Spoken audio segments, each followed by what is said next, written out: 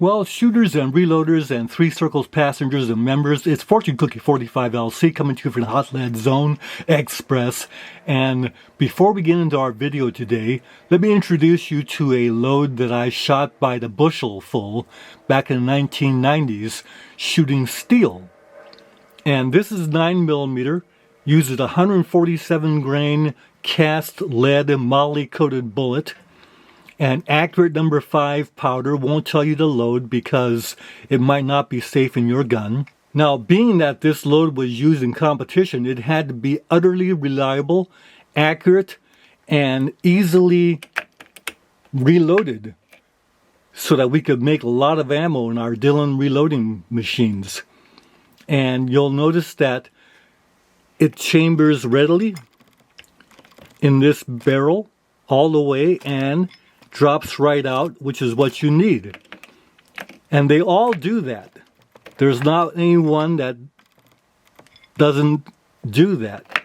It begins with a very well-designed bullet that has the right contours for feeding and copying the shape of GI hardball.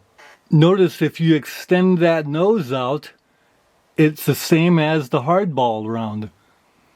And a very important way that this curve breaks off the ogive that's way back here for functioning. Now let's get into the video for today. As you can see here, these are 9mm bullets. They weigh 134 grains each. Cast bullets, powder coated with the, looks like Ford light blue here, but also a kind of a black in the background. And these have been sized to 3/5/6 inches, and I mic'd them at exactly 3/5/6 inches, but the back ones are unsized cast bullets, and they are miking out at 3/5/9/3/6/0. So we've got to size these. Now, these bullets were sent to me by Dave Johnson, and he did a great job casting these. As you see, the hollow points are really nicely done, plus the bases of the bullets are very nicely cast so that the little sprue marks are very flush and there's no defects on the bases of the bullets. So Dave Johnson, hats off to you for doing a good job casting these. But Dave's having some problems with these bullets in his 9mm because what's happening is the bullets are jamming as the gun's going into battery. So what causes that is the nose of the bullet, the ogive, is contacting the rifling before the gun goes into battery so that it jams into the rifling and that actually locks his gun up, doesn't go into battery. This is very bad situation, needs to be corrected. Now you can easily tell that these bullets here are sized because you can actually see the shiny smooth marks from the sizing. And you would think that you could go ahead and seat the bullets so that the case mouth is right at the top of that sized area.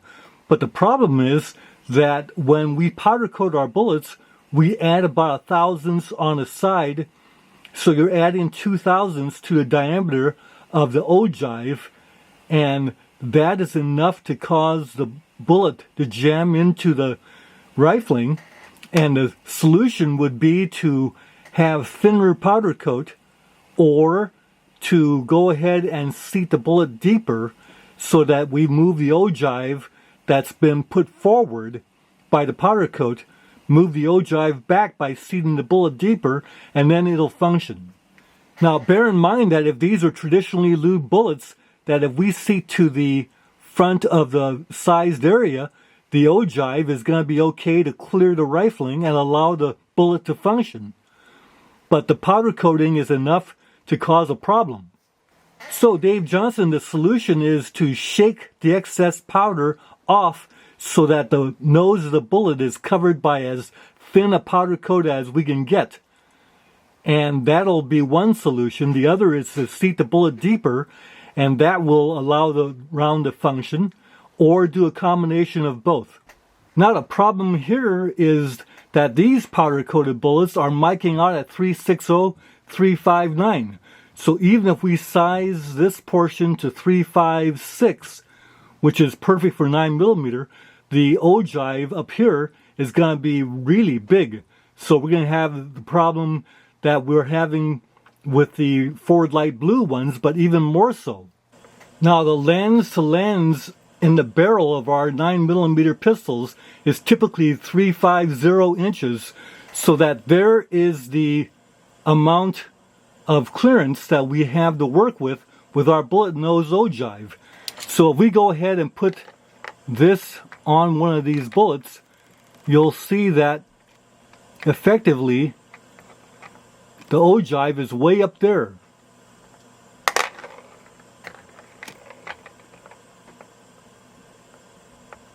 That's pretty far forward for that ogive, so we're going to have problems with this bullet functioning in our auto pistols. We're going to have to seat that bullet really deep in order to be able to get functioning. Well, the first thing we have to do is size the shank of this bullet to 356, so it's good for our 9mm reloading in the first. Well, here you see the Lee Sizer die. It's the 356. We also have the post pedestal that the bullets sit on top of to be pushed through that die installed. So we just go ahead and place a bullet on top of the pedestal and push it through the die.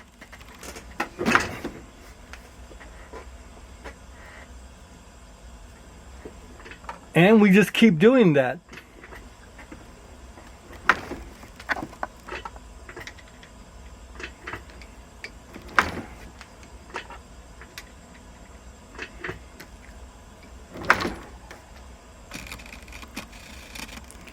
Now you see how shiny the sized area is. But look how far forward the sized area is, and then the ogive is going to be a problem because it's too thick from the powder coat. It's going to have a very deeply seated bullet. This might not be a good powder coating to use for the 9mm. We want a thin coating to allow the use of the powder coated bullets and get functioning. The powder coating is nice and tough, but the bullet does have a lot of shank size out to here, which means that we're going to have to seat the bullet deeper to make up for that ogive problem, so that it's going to be seated like that. And that's not going to be what we want. Okay, you can clearly see the sized portions now. I don't know how Dave Johnson knew, but the Chazelle 12 gauge barrel insert adapter came in 9mm caliber. Perfect timing for me to load these 9mm bullets. So here's the breech end of the adapter, and it's a 1 in 18 twist barrel, 18 inches long, perfect to allow our single and double barrel shotguns to shoot a 9mm. So to do this reloading job, we're going to use the Winchester brass. Got 50 rounds of it back here. This is some of my brass that's been tumble cleaned in dry media. I don't do that anymore. I only do wet tumbling now. But I've got a lot of brass that's been dry tumbled before, and so we're going to use some of that brass. CCI Small Pistol 500 primers. Hodgdon long shot powder, 5.4 grains of long shot.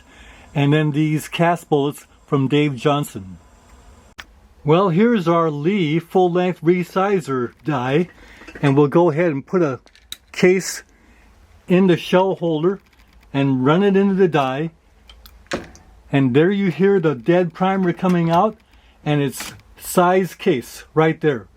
We'll just go ahead and do 20 cases. Now we go ahead and put a primer in the ram prime and a case in the shell holder of the ram prime, and then seat the primer like that. You feel it go right to the bottom of the primer pocket. Got a very nicely seated primer right there. Let's go ahead and prime all 20. Now, of course, we're going to use our Lyman neck expander mouth flaring die to get the nice M die effect on the case mouth. So you run a case into that die, And when you do that, you'll be able to seat the bullet and have it square when you push it into the case mouth. We'll go ahead and do all 20.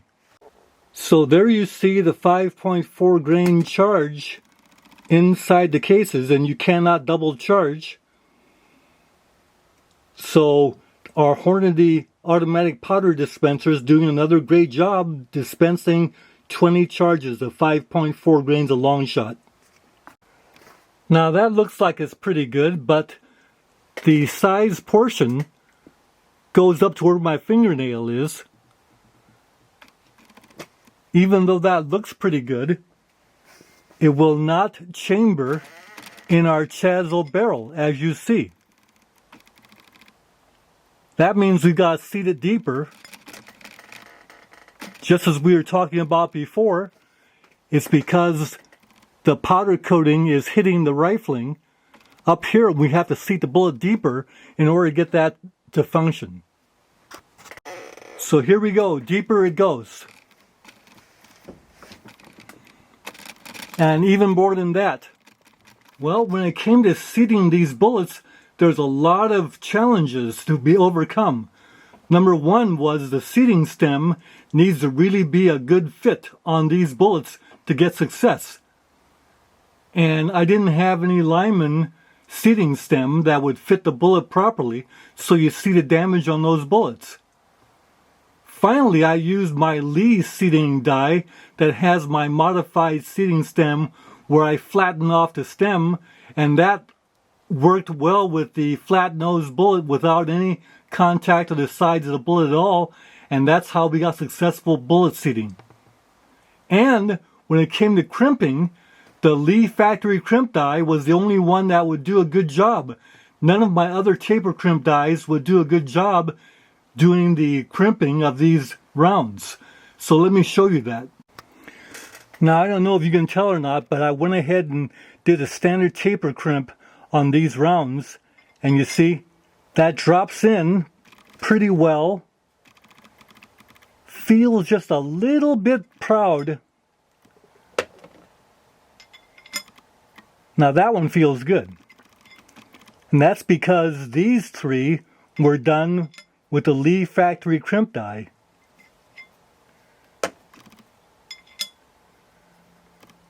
Aha, maybe that one wasn't. Let's try that. Let's go ahead and run that one through the Lee factory crimp die. There, can you tell a difference? That went in there much better than the standard taper crimp die. So here we are crimping those rounds with the Lee factory crimp die. As you see. And sure enough, we had to seat these bullets here a little deeper than those because the powder coat's a little thicker on the ogive of these bullets than on those bullets. But I went ahead and measured these. These are 973, these are 985. So these are shorter by 12 thousandths. Well, Dave Johnson, sorry that the presentation of these rounds isn't as nice as we would like, but it takes about 10 rounds of each one to get all the little quirks figured out before we can start producing ammo that's presentable. However, we'll be able to shoot these at the range, so we'll look forward to doing that in our new Chazel barrel. Well, we've got a factory Winchester white box 115 grain full metal jacket round over here, just for comparison, so you'll see how deeply seated these bullets are, something we don't like. And the inconsistent functioning of these rounds. You see that one drop right in, but it doesn't just drop right out. There it goes. Takes 3 shakes, whereas the factory round just drops right in, and you can pound that all you want, and it just drops right out. So this bullet doesn't seem to work well for our auto pistols to load. Quite challenging to load that. Probably work a lot better in our revolvers. The secret is that the nose of this full metal jacket bullet breaks away from the ogive very quickly, so that the ogive is really back right at the case mouth. And if you get that, that'll feed very well.